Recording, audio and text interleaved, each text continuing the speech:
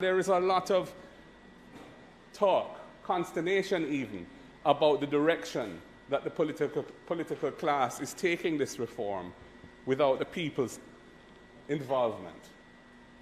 Part of the challenge with that, I believe, is that the historical road that was taken to bring us to this point isn't fully understood, even though it has been said in this parliament before. But this is the culmination of a process involving bipartisan discussions and consensus building, which had been taking place from the 1990s. So that is where we're at now. There are certain agreed issues which has taken 2 to 3 decades to arrive at consensus. One issue which was not settled was the question of how the voting should take place on the presidency. We are in favor of doing it in a joint sitting. We have no problem with that.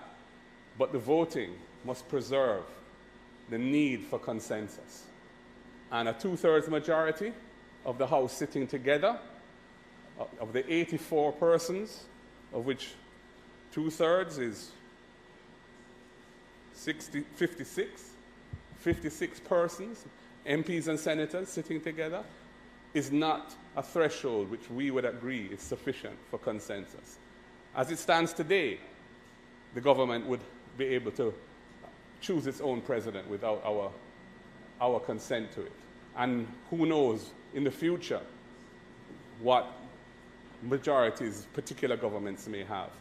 The reality is that the only mechanism on the table for ensuring consensus is a voting system that will not allow a matter to go through without consensus. And any other system which doesn't have that in it, to my view, is naive. And we won't support a naive approach to this issue. We want an approach that ensures consensus, because that's what Jamaica deserves, and that's what is in the best interest of our country.